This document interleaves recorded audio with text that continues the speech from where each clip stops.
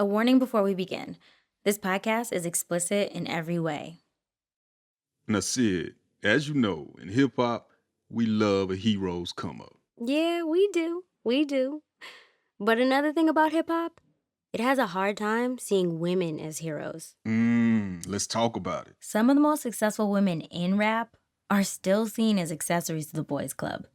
Because in hip-hop, like larger society, misogynoir dilutes Black women into tropes for the male gaze, always in some sort of supporting role. Sex symbol, sister, mother. No, that's true. That's true.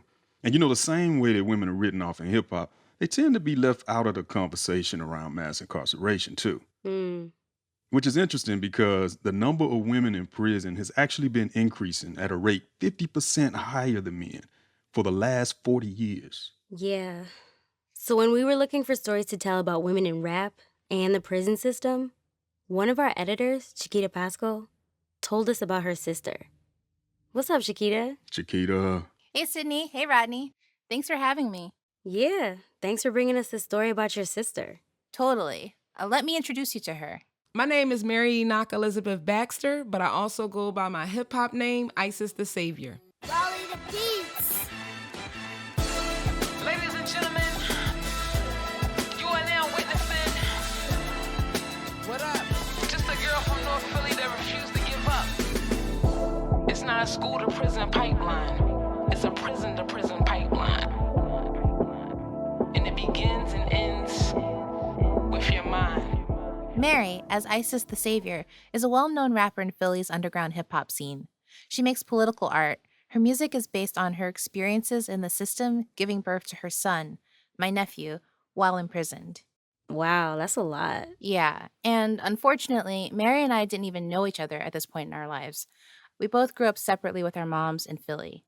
And we didn't discover our dad, middle sister, and extended family until 2 years ago through a DNA test. Before meeting Mary, I knew that 1 out of every 3 or 4 Black millennials my age had incarcerated relatives, but learning about her story made it super personal. So what was it like getting to know each other? It was just like this flurry of texts in the first few days. Because we had each separately found our way to the family within months of each other, we already shared a unique bond. And then we immediately connected over the Tierra Whack song, Only Child, not only because of the Philly connection, but because before we each found our way into the family, we were. Mary summarized her backstory for me with basically a press kit of all these headlines. Formerly homeless and incarcerated, ward of the state turned award-winning rap artist and activist. Basically, I felt like I was cramming for a test since there was only a day or two between when we discovered each other and when we first met up. The day before my 37th birthday. And then we met. I met you at 30th Street Station. Like a movie. Like a So movie. cliche. Oh, that's cute. I remember seeing her from across this huge train station. Mary's got these really sharp cheekbones and springy hair, both of which are very novel and extremely familiar to me because they were already on me first. Even down to she had this huge afro puff on top of her head. That's real. Only a Black girl. I know the specificity in those coils. You are my relative. I'm not gonna lie. When I learned she was a rapper, I got that dread, when your cousin keeps trying to get you to listen to their SoundCloud. Oh, yeah. But then I actually watched her music videos as Isis Tha Saviour, and I got goosebumps. She had just undeniable skill and a really powerful message. Your prison system just another version of the plantation. 17 cents an hour, can't even purchase top raiment. All the government when it's power when they keep us medicated. She definitely stands out in Philly's underground scene, even down to her name. In fact, Isis refers to the cunning Egyptian goddess of motherhood, who always managed to find a way to save herself and her people. Yo, I love that. So this is a story of how Mary became Isis Tha Saviour.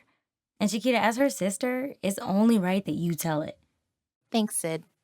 So my first stop in telling Mary's story begins at MoMA PS1. All right, so I am approaching MoMA PS1, here to see my sister's art show. Isis Tha Saviour is on the come up right now. Her music videos have been featured in several art shows this year. The biggest is Marking Time, Art in the Age of Mass Incarceration at MoMA PS1 in New York. It's curated by Dr. Nicole Fleetwood and features formerly and currently incarcerated artists. I wanted to find out how my sister's work got here. Hello, are you Chiquita? I am. Hi, Molly. Come Nice on to in. meet you.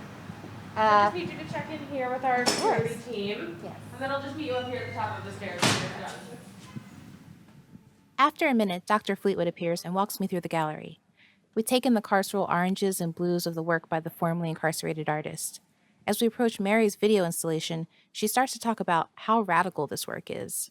What happens when unfree people resist the brutality and the dehumanization of prisons and use that space and that time and those material constraints at the service of art making? To take that kind of really punitive rendering of oneself and to turn that into like a kind of claiming of artistry and aesthetic practice, to me, is quite revolutionary.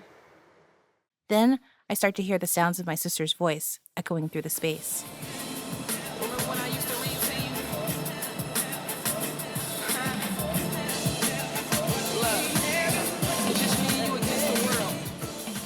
The museum escort leaves me alone in the final room of the exhibit. My sister's voice engulfs the space, and on a huge screen in front of me is an image that's seared into my heart. Mary, pregnant in an orange jumpsuit, shackled to a gurney, rapping in anguish. Spain 2 cases for the judge, issued a new detainer. Now I'm in the matrix, feeling like Morpheus. Law library, researching habeas corpus. Then my water broke, and that was really unfortunate. Handcuffs to the bed, right spot like a contortionist. Damn, can I live?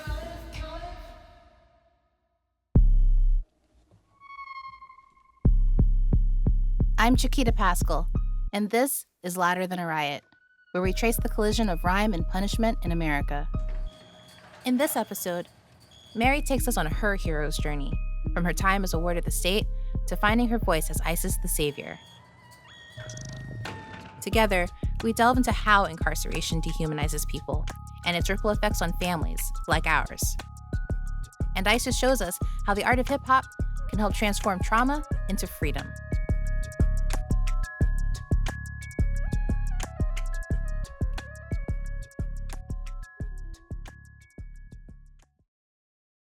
This message comes from NPR sponsor Yogi Tea. We know that sometimes finding a moment for yourself isn't so simple, but self-care doesn't have to be complicated. In fact, it can be as simple as brewing yourself a warm, comforting cup of Yogi Honey Lavender Stress Relief Tea. With soothing aromatics like lavender, chamomile, and lemon balm, this relaxing herbal tea blend encourages you to take a moment to pause, step away from the chaos of the day, and sip your way to a more stress-free state of mind. Find your flow with Yogi Tea. Support for NPR and the following message come from Quantasy and Associates, a full-service creative agency and studio helping brands grow by pushing culture in the right direction while introducing a new era of thinking. With a business model designed to help companies excel, they specialize in melding the worlds of marketing, content, technology, and influence. Quantasy works with brands of all sizes, ranging from Fortune 100 clients, public figures, and small businesses. Find out more at Quantasy.com. It's a hot summer day, and my sister Mary and I are standing outside Eastern State Penitentiary in the middle of Philly's Spring Garden Fairmount Art District. That was where the birthing scene took place. This is where Mary filmed part of the video that I watched at the MoMA Gallery. It's a big Gothic stone prison that's now a museum. It always felt haunted to me. Because it looks like a garden, but then you're like, wait. I always try to make hell look nice. As we're talking, I can't help but play little sister and admire how cool she looks with her waist-length box braids, a bandana, and a streetwear set. She stands out. This is Meek Mill's baby mom, Milano. I try to, you know what I mean, support the hood. Yes. Mary picks a piece of lavender growing from the bottom of the looming watchtower as we walk along the long, stone-walled block in the shadow of the prison. Eastern State looks medieval. Mary tells me the prison was built in 1829. She knows a lot about it because she used to work here as a tour guide. 300 prisons around the world have been modeled after Eastern State Penitentiary's radial design. So, they're like the authors of mass incarceration. Even though it's not where she served her sentence, Eastern State's widespread historical influence made sense as a backdrop for her story. Shots from Mary's video triptych, Ain't I a Woman, showed the dismal inner landscapes of long, endless-looking corridors, with bars as far as the eye can see. It was a strong visual Mary used to capture the feeling of being trapped in a system with no way out. Mary began the journey of what she calls the prison-to-prison pipeline, just on the other side of Eastern State. Where we are, there's like signs for Francisville, which is like Oh, this is gentrified ass neighborhood. Nothing but cafes and dog boutiques. It looks like an outdoor pottery barn. The borders have shifted since we were kids, but Francisville is actually a subsection of the notoriously rough North Philly. Wealth and poverty separated by a prison, a theme she's witnessed her whole life. In Philadelphia, like most places, your zip code can determine your life expectancy. Mary's mom always told her education could be the way out. You know, I can just hear her always telling me that education was essential. And, you know, very early on, she always, you know, gave me books and, you know, purchased me books. Growing up in the early 80s in an under-resourced, over-policed neighborhood, especially in the wake of the MOVE bombing, Mary, like all the kids on her block, learned a keen distrust of the police. Still, Mary has some good memories of being a kid in a row home on Clifford Street, like how her mom taught her to take care of herself. My mom stayed with bread. As a ritual, whenever she got her, you know, first of the month check, we would walk to Center City. She would take me to the bank with her. But Mary's mom also has schizophrenia. And when Mary was a kid, her mom was hospitalized like clockwork. She would have, you know, an episode, and she would lose her apartment or her house or whatever she was renting at the time. Like, her whole life would just have to start over after that. Now, it's the summer of '92. Mary is 11, and life at home is unstable and dangerous. During a really bad episode, Mary's mom kicks her out of the house in the middle of the night. She has nowhere to go. And my other family members at that time, like, they were just over it. You know what I mean? Like, they didn't want to deal with me or my mom. Because, you know, prior to all this, like, once a year, my mom would come to the house on Clifford Street and flip over the flower pot and break all the windows. Mary ends up crashing at different houses around the neighborhood, but mostly is left to the streets to fend for herself. And it's on one of these homeless nights, when she was out with a play cousin, that the course of her life shifts direction. Mary notices an abandoned car. The car had been stolen because in the ignition there was a screwdriver instead of a key. Intrigued, she gets an idea. A very bad idea. I had always wanted to drive. They didn't make it far before they hit the bumper of a parked car, and their car flips over, trapping them. I just landed on my arm, so it was just like my arm and the window became one. The thrill of the joyride turns to shock. Just as fear is setting in, a guy she knows from around the way sees the wreck and kicks in the windshield to free them. Once they're out, Mary assesses the damage under the streetlight. That day I had on cream pants and a striped blue and white polo shirt with a little red horse, blue and green Chucks at the time. They were wool. I don't know why, it was the summer. They were low tops. And just, you know, like the blood just was like candy stripes, like all the way down my pants. Even though Mary is hurt, she senses that getting the authorities involved might spell real trouble for her. I just remember like trying to get out of there because I didn't want to be arrested because I knew that was a real consequence. But before she can make it around the corner, a police van shows up. The next thing she knows, she's in the hospital. I went to St. Joe's and I woke up handcuffed to the bed. Even though Mary is forced to grow up fast on the streets, the reality is she's a kid in a scary place with no adult and no comfort. She has multiple surgeries and skin grafts to repair her arm.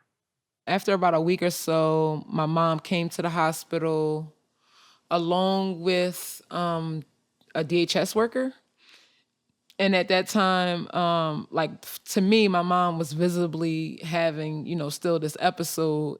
At 11, she's given a choice: go back with her mom or leave with the worker from the Department of Human Services. I just wanted to be, you know, in a place where I would have a routine and people that cared about me and, you know, some structure. Maybe a sense of community, family.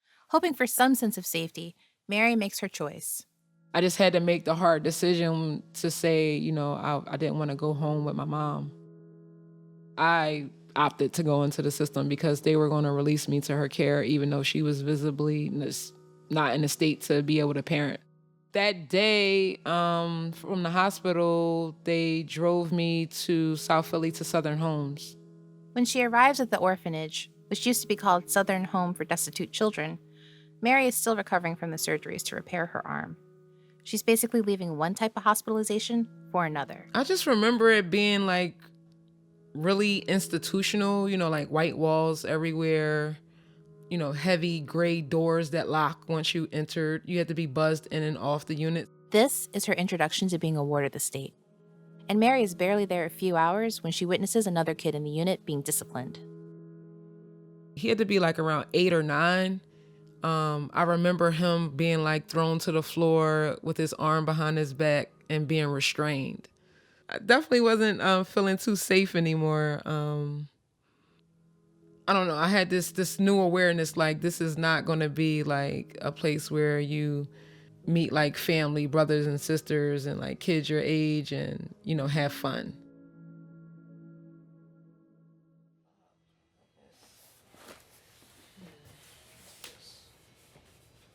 Mary says the best way to understand her childhood is straight from the records. So one afternoon, I visit her home in South Philly. She takes me to a spare bedroom full of boxes of artifacts and achievements. She eventually finds a stack of old files that document her path as a ward. And I'm slowly being buried in paper as she pulls file after file.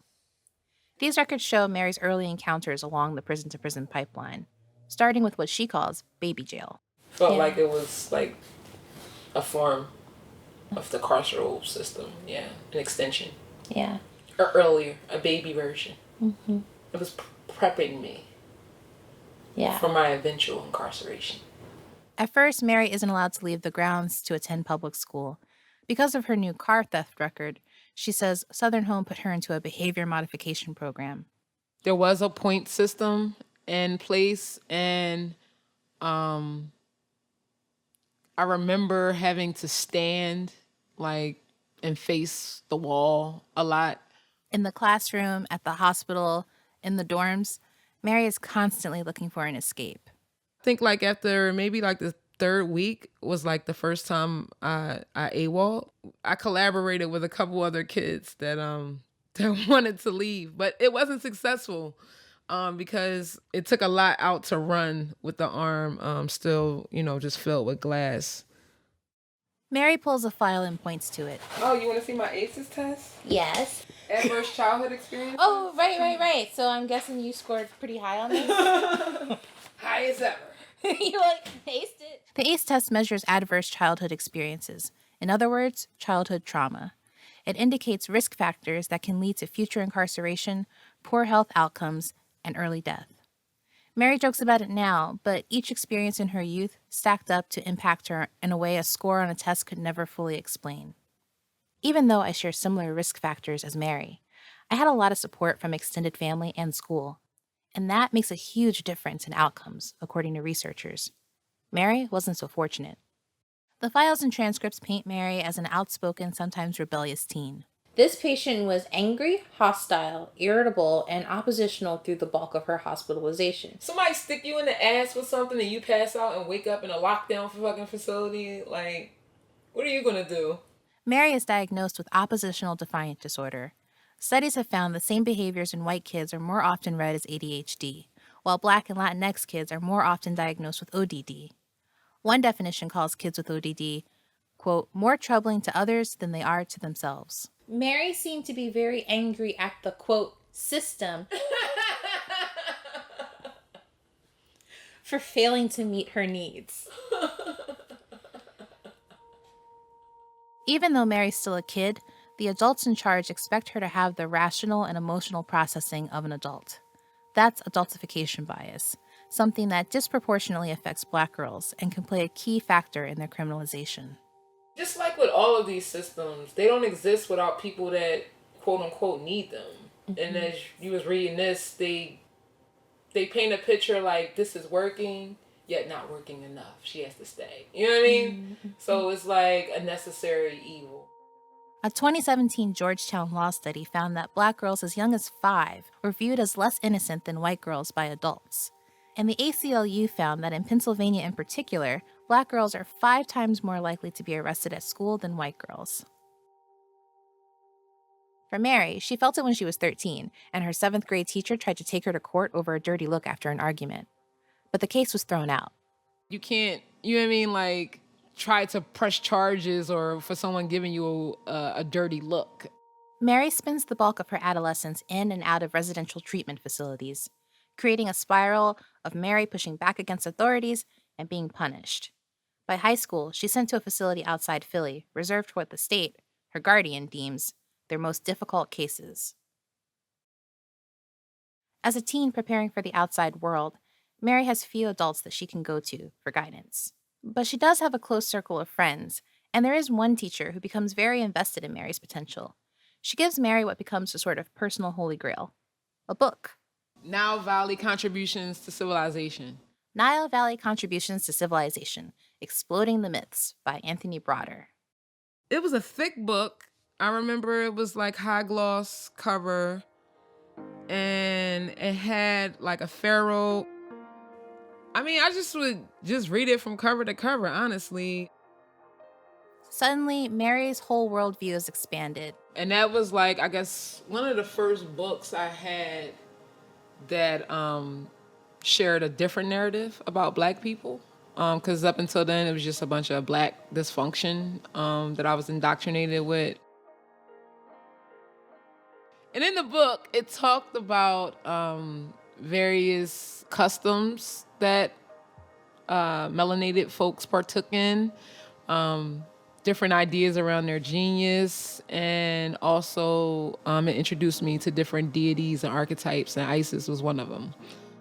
This goddess, known for getting out of tough spots, becomes like a mother figure, a role model, a way to feel connected, even hopeful. You know, for me, Isis being a savior goddess helped me figure out, like, you know, who better to save you than you, you know, like really just personifying that. Isis represents, you know, like the ultimate creative energy, creative force. She's a nurturer, a healer, and, you know, growing up where I did and where I came from and having to basically parent myself, I had to become my own caretaker, my own nurturer, my own healer. She feels empowered. Soon she's expressing herself through poetry and visual art, even performing for small audiences at the group home. Everything was happening in sync. Like, I was finding, you know, my voice as an individual, as a young Black woman, but also as an MC. You know, a lot of the earlier experimentation with hip hop and music definitely came from just being in, you know, ciphers in school and, you know, with other people in the community. Mary starts trying to define herself outside of being an orphan and sets a new goal, readying herself for independence and going to college. At 5'10", she figures sports will look good on applications and help fast-track her options, so she goes out for the basketball team at a predominantly white, wealthy public school near the group home. She becomes the team's star athlete and is excited to maybe even take classes there too. But the group home and DHS won't allow her to enroll. As a teen, the rules feel arbitrary to her, but she knows she won't get the benefits, and it makes her feel used. We were good enough to play sports, but weren't good enough to sit in the same classrooms. That was evident. That my mind and my intellect wasn't weighed in the same value, you know, as my athletic abilities. Adding to her sense of alienation and demoralization, close friends that she grew up with in the group home were involved in a fatal accident just days before the state finals. A car she would have been in had she not missed the call about the meeting point. She's shaken, and she has to play the biggest game of the season while mourning the loss of her friends. I just really did not care about basketball at that moment. But yeah, it's like they didn't even care. Mary quits the team the following year and is now totally isolated. Left without the few people she counts as family, she struggles to break through the educational barriers that she knows are her only hope for a better future. There's no fairy godmother to save her, but for her 17th birthday, her auntie gives her the next best thing, a Discman and the Miseducation of Lauryn Hill on CD. That album becomes her constant companion and her favorite escape.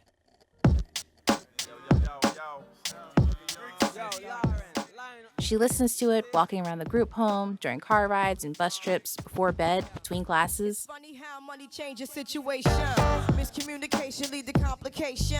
My emancipation don't fit your equation. You know, if I'm feeling in a certain mood one week, I might just play, you know, one particular song. Like, you know, Lost Ones was definitely one of the top battle rap diss tracks ever, where she was coming at Wyclef and LL. Like, that was crazy. She feels empowered as she sings and raps along, taking in the lyrics and hyping herself up with her solo Discman performances. That thing, you know, just encouraging young girls to hold themselves up to a higher standard. I was on top of the world. It was everything that you would want an album to be. So yeah, that was real inspiring for me. Don't think I haven't been through the same predicament. Let it sit inside your head like a million women in Philly pen. It's silly when girls sell their souls because it's sin. She also loves Nas, and when he releases a collab featuring Lauryn Hill, it was the best of both worlds. No welfare supporters, more conscious of the way we raise our daughters. Days are shorter. I just remember in the song, it was just like, imagine this, imagine that, imagine that. Like, really just, you know, trying to help the listener envision a life without a carceral system, without oppression, without all the stuff that we face on a daily that, you know, is meant to diminish and just crush your spirit.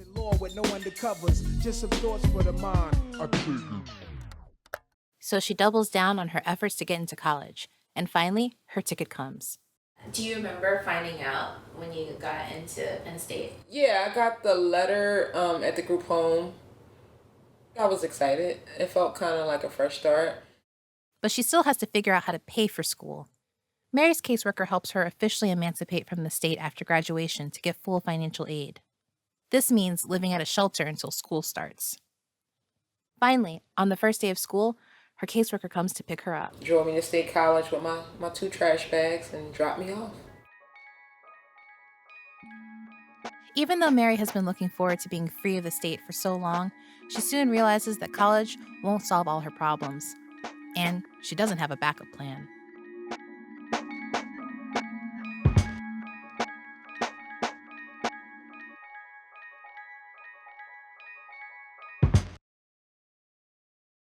Support for this podcast and the following message come from Marguerite Casey Foundation, creating greater freedom for changemakers to create a truly representative economy. Marguerite Casey Foundation believes working people and their families should have the power to shape our institutions, our democracy, and our economy. Shifting power, powering freedom. Learn more about the foundation at www.caseygrants.org and connect with the foundation on Twitter at Casey Grants and on Facebook. Support for this podcast and the following message come from Simply Safe Home Security. The holidays are upon us, and Simply Safe is having a holiday sale to help keep you safe. U.S. News & World Report recently called Simply Safe the best home security of 2020. Whether you are traveling or staying put for the holidays, Simply Safe can easily be set up by yourself in about 30 minutes. Head to simplysafe.com/louder for 30% off Simply Safe plus a free security camera. What do John Legend, Jennifer Lopez, and celebrity chef Samin Nosrat all have in common? I've interviewed them. Join me, Sam Sanders, every week as I talk with people in the culture who deserve your attention.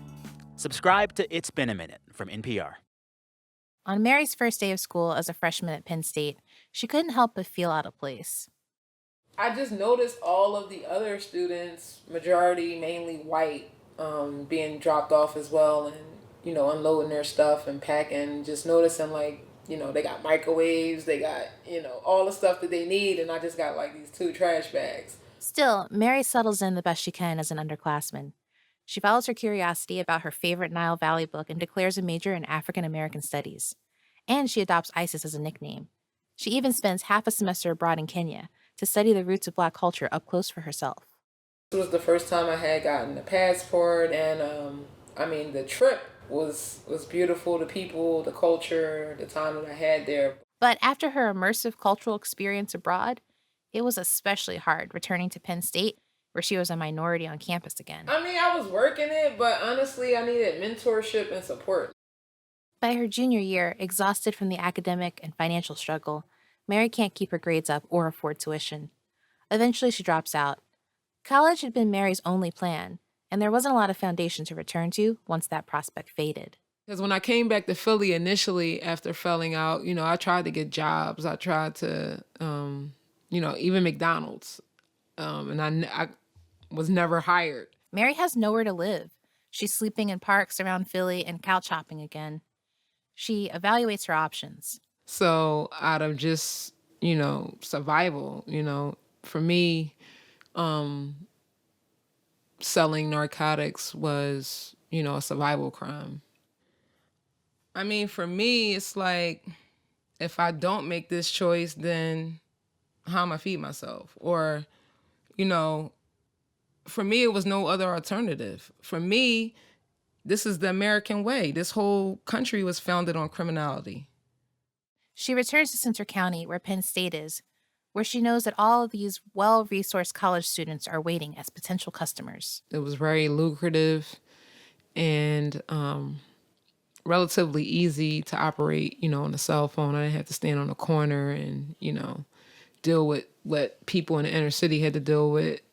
Mary's hustle is providing some resources, but she's still struggling. So Mary crosses a new line.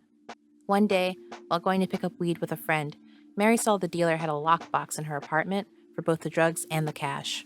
We decided to come back later and relieve her of those items. But the lockbox was emptied by the time they got there. Instead, Mary took a ring of keys with a supermarket credit card attached to them. She swipes for a couple $100 worth of groceries, first at one store. Then she tries a second store, but the card gets declined. So she tries at a third. I don't know, greed or whatever, decided to go get more groceries. And that's when the police arrived. She was arrested and charged for burglary and receiving stolen property. The judge allows her to be released on bail. So the case drug on for like a year. I remember having to go in for sentencing. Like, I was sentenced, but I had to go in to serve my sentence at a certain date. And I just decided that that's not what I wanted to do. Mary has graduated from ward of the state to fugitive of the state. Mary keeps a low profile for a couple of months, but she stays in Centre County, only going out at night. One day, she goes out to rent a movie and grab some snacks. On the way back, she takes a shortcut through an alley by campus. A cop car rolls by her. Then it slows down. And I tried to, put a little pep in my step. And I got maybe another block, and they swung around a corner and hopped out and, asked me what my name was. And I gave them some sort of alias. So I felt like it was now or never. Either go quietly or, try to escape it somehow.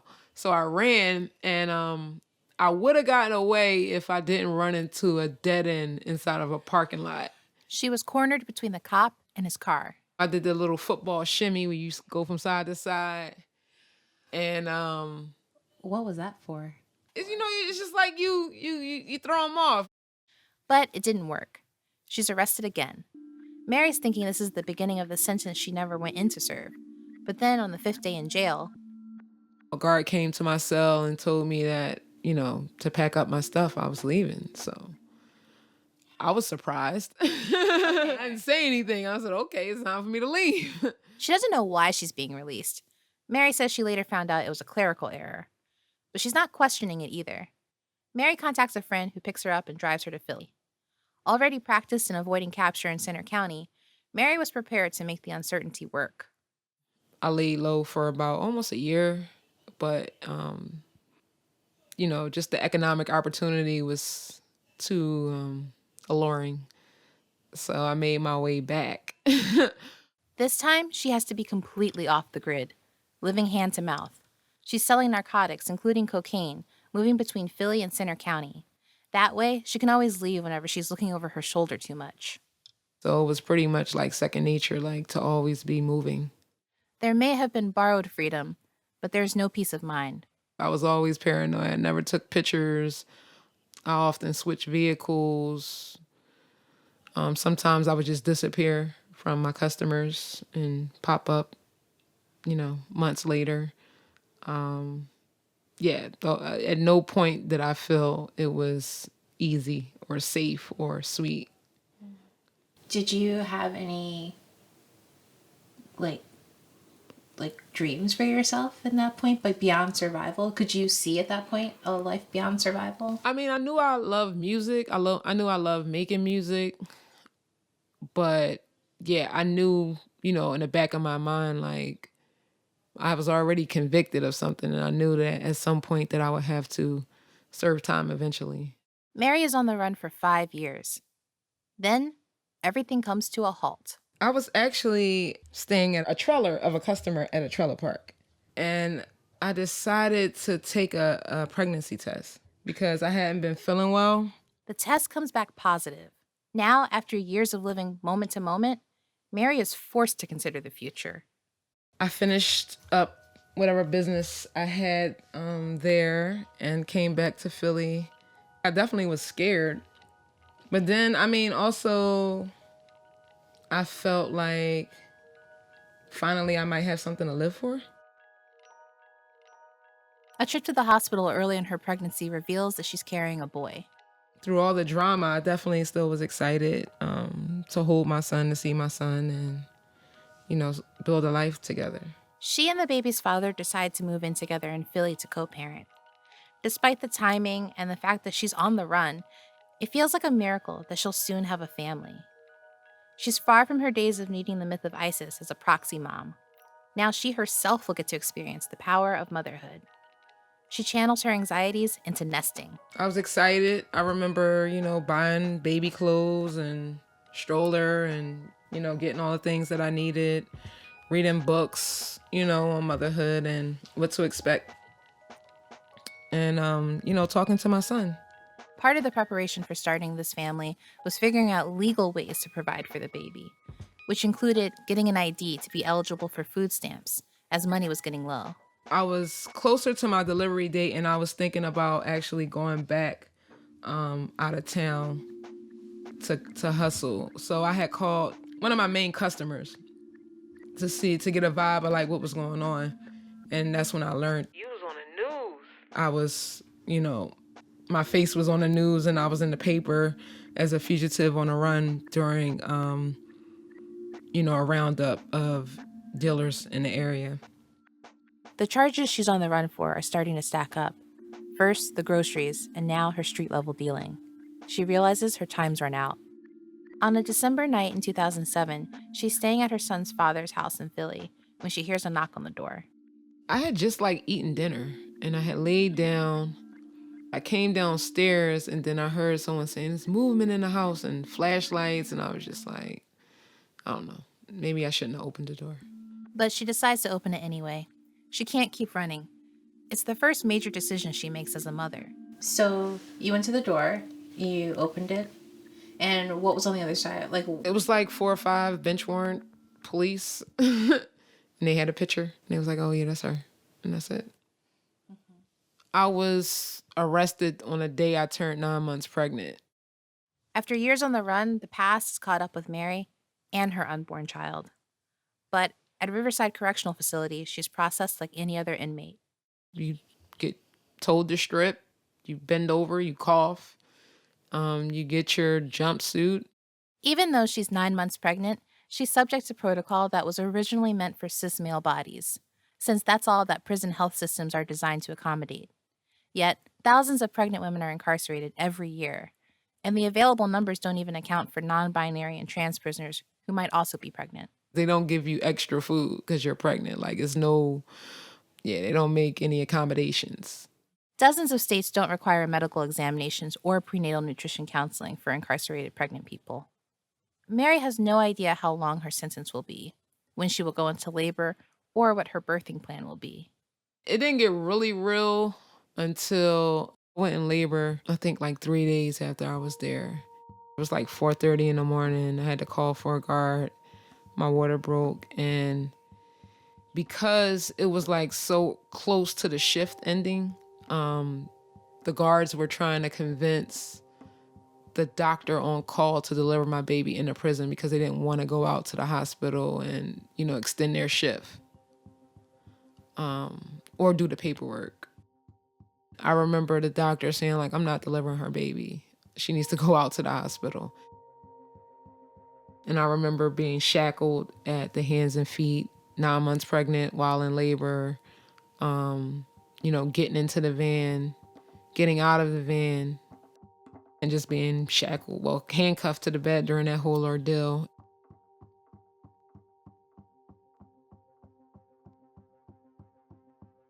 After 43 painful hours of labor, Mary finally has an emergency C-section.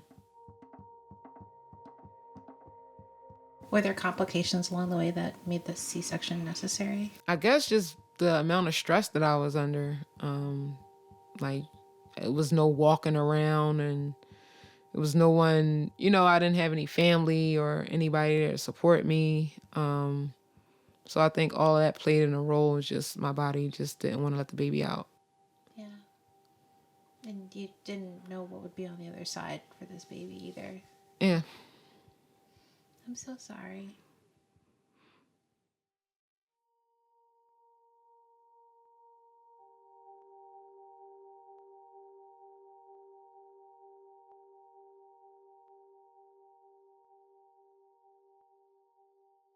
Shackling during labor creates unnecessary stress that can jeopardize the health of the baby and parent. Currently, despite national standards condemning the practice, 12 states still lack policies around the use of restraints during pregnancy. When you're incarcerated and you're pregnant, you could be in prison for something like shoplifting. But if you're in prison, you will be shackled during the birthing process, before the birthing, and after. Just 1 year before Mary gave birth in 2007, the UN told the United States that shackling during childbirth is a violation of the Convention Against Torture and Other Cruel, Inhuman, and Degrading Treatment or Punishment. In the context of African American motherhood, it's also a relic of the torturous institution of chattel slavery. In 2010, Pennsylvania law prohibited shackling during birth except for in, quote, extraordinary occurrences. Even though her imprisonment determines the inhumane conditions and isolation of her birthing experience, Mary is granted one request. So my only request in the hospital was that they not handcuff my hands and just handcuff my legs so that I would be able to hold my son. Mary is determined to make the most of what little bonding time she has with her son in his first few days of life. Right after the C-section, they're cleaning him off, and I just thought that's not my baby. Why? It looked old. It's not what I envisioned. He was. He's a little wrinkly. I'm like, I don't see a resemblance. The only part of her son's birth that she was certain of beforehand was his name, Rasir. From the story of Ra being embodying the energy of the sun, the life force, Chi. And then Seer, taken from Osir, which is also Osiris in the Greek version. Taking pieces from the mythology of Isis, Mary crafts a new story for her son, composed of a sun king and Osiris, the god of resurrection. After the fourth day, Rasir is taken away from Mary and sent to live with his father. But the birthing process doesn't end there. There is, of course, postpartum care, which is especially crucial for Black women who have some of the highest maternal death rates in the U.S. Mary stays in the hospital for another 6 days due to medical trauma and complications from the birth. When she returns to prison, she advocates to go to the medical unit in hopes of getting the care that she needs. But her recovery from giving birth becomes synonymous instead with punishment. I didn't realize that the medical unit was essentially solitary confinement. So I was locked in a little 6x6 for a week straight, 23-1. And I was just basically sleeping on a metal sheath. It was torture. I don't know. I can't even describe it. Because for me, it's the fact that they don't even discriminate. I wasn't there for murder. I wasn't there for,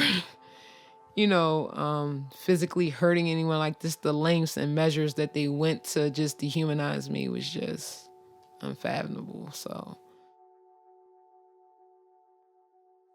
When the prison gives Mary a clean bill of health, they send her back to general population for about a month. She doesn't learn the terms of her sentence until nearly 3 months after she's arrested. Ultimately, she's charged with possession, intent to deliver, delivery of cocaine, and criminal use of a cell phone. At arraignment, the judge sentences Mary to a minimum of 6 months at Center County Correctional Facility, nearly 4 hours away from Rasier. Everything really started from that day. She's taken to Center County Correctional. She's completely alone and with no access to postpartum care. This is the time when people who have given birth during incarceration are at their most vulnerable to mental health crises. Stripped of her child and her dignity, Mary faced some of the darkest nights of her life there. I just remember just definitely being really depressed, really isolated, because it's 4 hours from Philly, not having any visitors. I think towards the end, one of my cousins did put some like $50 on my books, but really not having money for commissary or any of the things I may have needed in terms of hygiene. But it's from this deep pit that Mary recovers a small seed of hope planted within her. It's the history of our shackled ancestors, the myth of Isis, a mother goddess who healed the world around her, and a little ray of sunshine that she longed to see again. She imagines the future that she might have with her son. And that's why they call me the son of light. Alright, here we go. Here we go. I'm like the merchant. I came from the sun. My name is Rasier, but I came from Kim.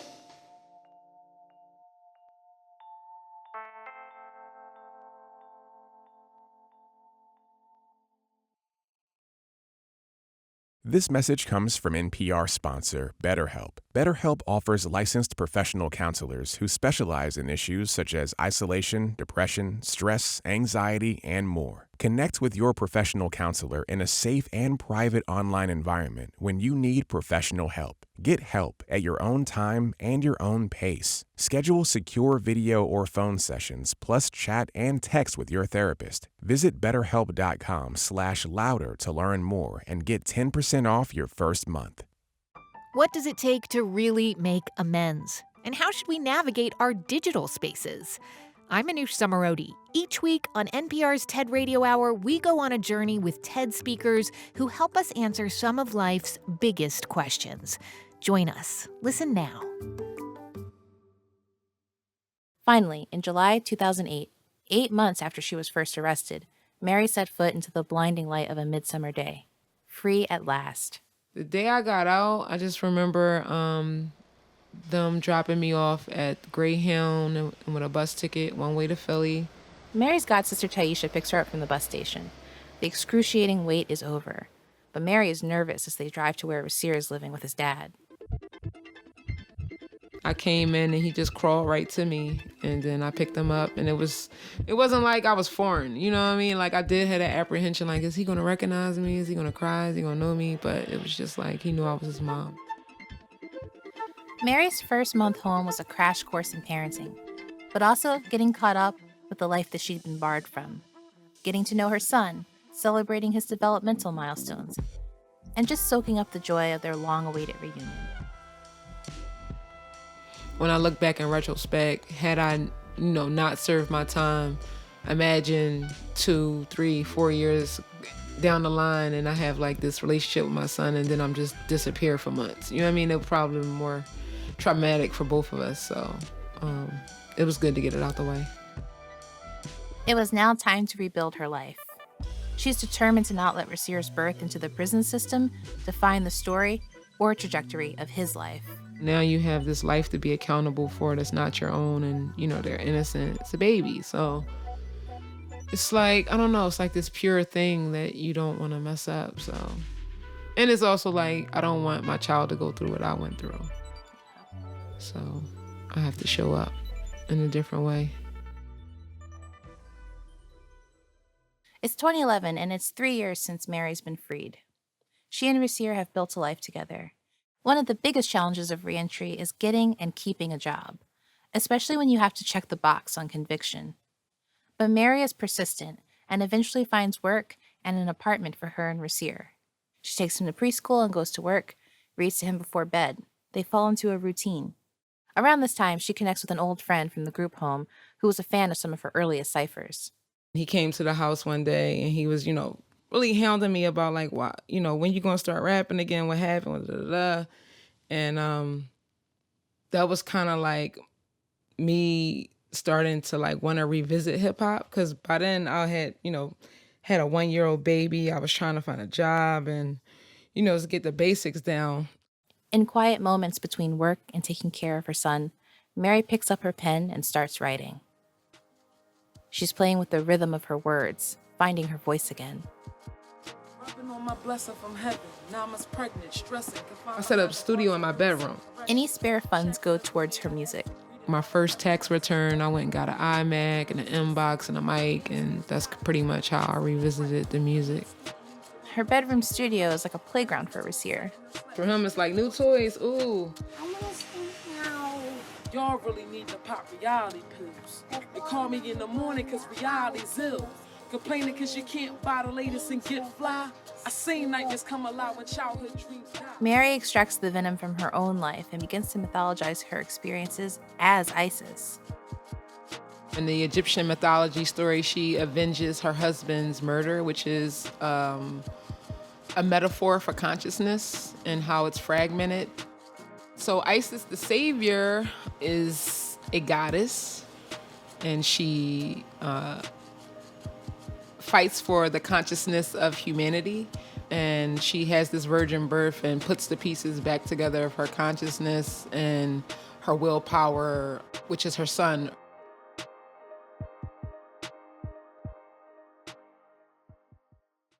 As a rapper, she fully embodies the persona of Isis Tha Saviour, a bit of herself that had long been developing, keeping her company in all of her hardest times. She starts performing at open mics, and at first, she's full of nerves. I always used to wear sunglasses, so I didn't have to look at the crowd when I performed.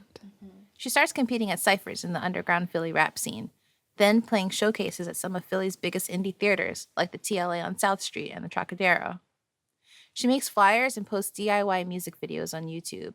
From marketing to merch, she does it all herself, all while working a job, going to school, and being a mom to Rasir. Mary uses music like a scrapbook to gather all her memories in one place, like in her early song Street Chronicles. Street Chronicles, crime rate astronomical. White corner sheets from feet to abdominal. Hood in bad shape, but the coke flip phenomenal. I promise you the ghetto only does what it's designed to do. Before you turn 12, a package of 12-12s, a fistful of snub shells, and you better hope that don't sell. Raised where the vultures dwell. And her audience eats it up. Hey yo, it is officially confirmed. One of the dopest females in the game in Philly.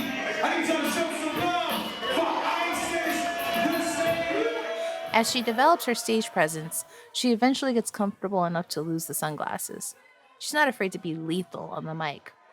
She even has stage uniforms, from Adidas tracksuits to fatigues and camo.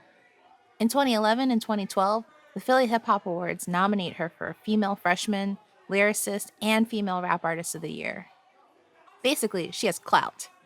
Then, in 2013, they invite her to compete in a high-profile cypher. Hey, yo, what's good? It's your nigga Plex, a.k.a. the Diddy of Philly without the money, but I'm working on it. We in the Status Shop live on South Street, 2013 Philly Hip Hop Awards, man. Let's get it! They had started, maybe even a year before, they had started emulating BET's freestyles. You know, like mid-award show, they'll show like a little freestyle cypher. And at this particular cypher, Meek Mill was there. So it was definitely pure chaos. She's paid her dues, but everyone is there to see Meek and get their own shine. Meek spits, and the energy is sucked out of the room when he leaves. Then Isis steps to the mic. Yo, it's a dirty game, but somebody got played. So we do the take, I do my take. If it's about getting money, then put me on the A-list. We all from the streets, looking for a way out, investing in narcotics, hoping that it pay out until you jail robbed the shot. Look how I played out. And I'm like, I'm out. And I had to get home to my son. You was just trying to get money to pay a light bill, living out the fantasies that play in your head. But the blessed ain't sidewalk and gun rules real. Complaining cause you can't buy the latest and get fly. I seen nightmares come alive when childhood dreams die. Isis Tha Saviour, spread the gospel, North Philly, stand the fuck up. When the awards play on TV, she waits to see her part. But it never comes. She's been cut out. So the next day, or I think later on that night, I went to Facebook and just started like a whole campaign, like the Philly Fraud Awards, and just went in on them. She pressures the awards to give her the footage, and then edits it herself to post online. Despite her fans throwing their support behind her in the comments section, praising her representation of the culture, Mary realizes that being in the room is not the same as having a seat at the table. Mary says that a lot of well-meaning peers in the scene advised her to put some medicine in the candy, but that never felt authentic to her. I mean, why can't your intellect be sexy? Why can't intelligence be sexy? Especially when you think about all of the issues that are impacting specifically the Black community. The origins of this platform started with the need for folks to have a voice, to articulate all of the poverty, systemic oppression, and things that they were enduring in the ghettos of America. And then somehow corporate America got a hold of it, and it's about selling products and your ass. Which, I mean, think about it, like in the context of slavery, like where we were, products. Our physical bodies were products. And who was behind, that industry? Old white men. Think about the music industry. It's really like only 5 labels in the world. And who owns them? Old white men funding Black toxicity. Yeah. Same story. Yeah. Frustrated that her music isn't being taken seriously, Mary decides to get her associate's degree in art and design at CCP, the Community College of Philadelphia. She graduates with offers from top-tier art schools like NYU and the University of Chicago, but she can't afford the tuition. Felt like most of my life, like, you're this close, to reaching like this milestone or being able to, get yourself out of this generational poverty. So for me, it was another blow, like, fuck, like, you're just hitting the ceiling again. And I was in a funk for like, I don't know, maybe like a month or two. And then like at a, last minute, like, what the fuck do I do?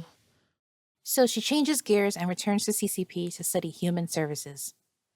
It was a bumpy few years. Mary's juggling school, music, and several jobs. Then, the apartment she's renting goes into foreclosure. She and Rasir become homeless and start couch surfing.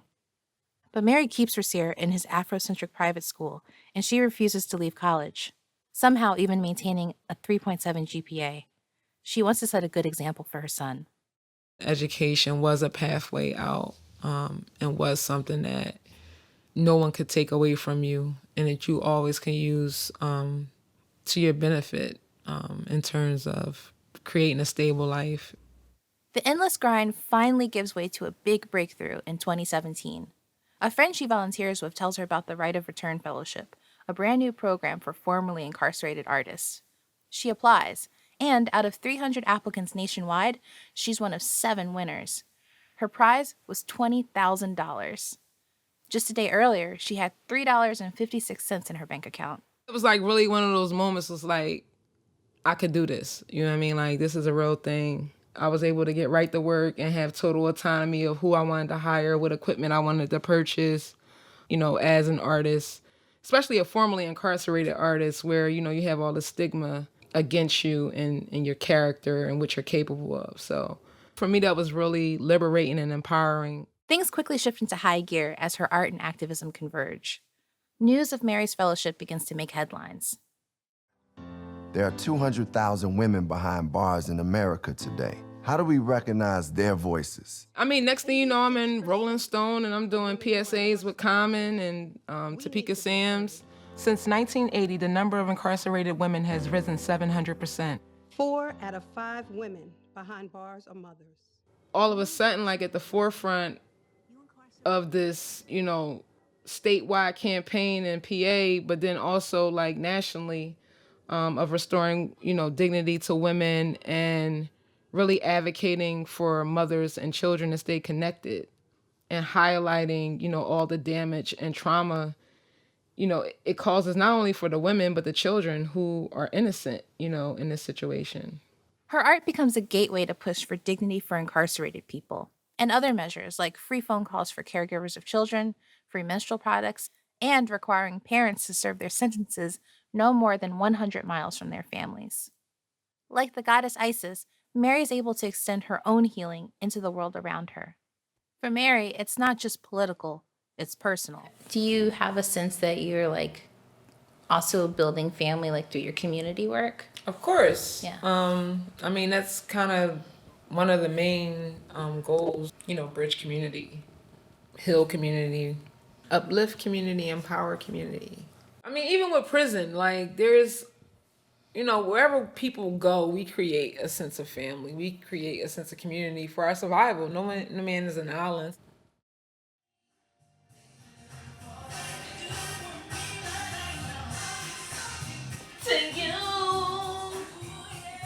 That was in a key. You getting them vocals ready? Yeah. In the early summer of 2020, Mary and Rasir found a house to rent in South Philly. She's just about finished unpacking when I show up for dinner on a Sunday. How many guys are in Boys to Men? 3 or 4? It used to be 5. Decembers are still a complicated time for Mary. It's the anniversary of losing and gaining the world in a single moment. But now, it's also the month we celebrate finding the family that we longed for as kids. At 12, Rasir is now just about the age that Mary was when she chose to give herself up to the state. As they settle into their new home, Rasir's life couldn't be more different. He's free to be a kid. Mary's done everything in her power to protect and nourish his talents, including rap battle training. This winning look stage. You over there crossing your legs? Cause I'm gonna teach this stage. They put me in a rage. They try to put me in a cage. But I'm back. Turn the page. A new chapter. No happily ever after. Back when your mom just owned you. Your teeth is beige. So she talk about people now. I got you. Huh, you said that I'm the first loser. You said I'm a loser. I'm gonna make you regret those words. I'm gonna make you down. I'm gonna put you in the grave where you belong. You Mary Baxter in the grave down. I'm gonna tell you I'm gonna break you. I'm gonna cremate you. And then I'm gonna weigh you on the neck. Listen and throw you in the trash. Then make you cremate it again. Then I'm gonna bring you back. You might have to just let it out. I don't do that shit. Thank you for inviting me to the rap battle. But I have to decline. We may share DNA, but I'm pretty sure I miss the rap gene.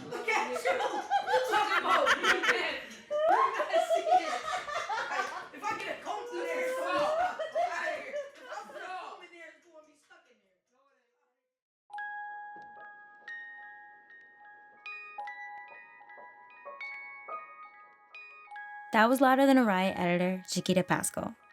She wrote and reported this story. It was produced by Sam Leeds, with help from Matt Ozug, Dustin DeSoto, and Babette Thomas. The whole team edited this one. Special thanks to Cher Vincent, James T. Green, Megan Dietrich, and Jean Demby. This episode was mixed by Josh Newell. Senior supervising producers are Rachel Neal and Nadri Eaton. And shout out to the bigwigs, Steve Nelson, Lauren Anke, and Anya Grunman.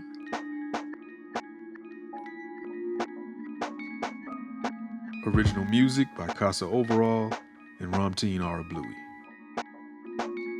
Our digital editor is Jacob Gans, with help from Marissa LaRusso. Our fact checker is Sarah Knight. Hit us up on Twitter. We're at Louder Than A Riot. Rate and review us on Apple Podcasts. And to follow along with all the music you heard in this episode, check out the Louder Than A Riot playlist on Apple Music and Spotify now. And if you want to email us, we're at louder@npr.org. From NPR Music, this has been Louder Than A Riot.